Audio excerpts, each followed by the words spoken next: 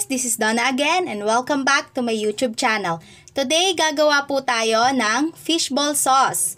Ituturo ko po sa inyo kung paano gawin yung paborito nyong fishball sauce ni Manong. Paano nga ba yon? Ito po yung mga ingredients na ating kakailanganin. Gagamit po tayo dito ng 2 1/2 cup of water, ground black pepper, soy sauce, cornstarch, brown sugar, salt, siling labuyo, minced onion, and minced garlic. Ayun lang po yung mga ingredients na ating kakailanganin. So, umpisahan na po natin.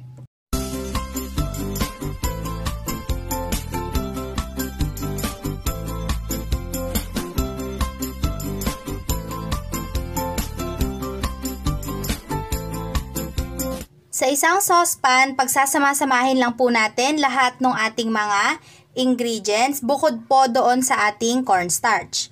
So, magsimula po tayo dito sa ating onion, garlic, ilagay na rin po natin yung ating brown sugar, soy sauce,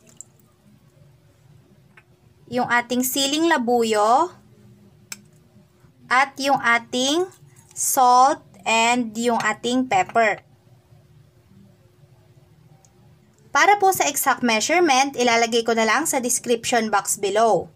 Imimix lang po natin ito. Pag na-mix na natin siya ng maayos, saka natin siya isasalang sa apoy. Kailangan po medium heat lang siya. And then, kapag kumulo na po ito, saka natin ilalagay yung ating cornstarch.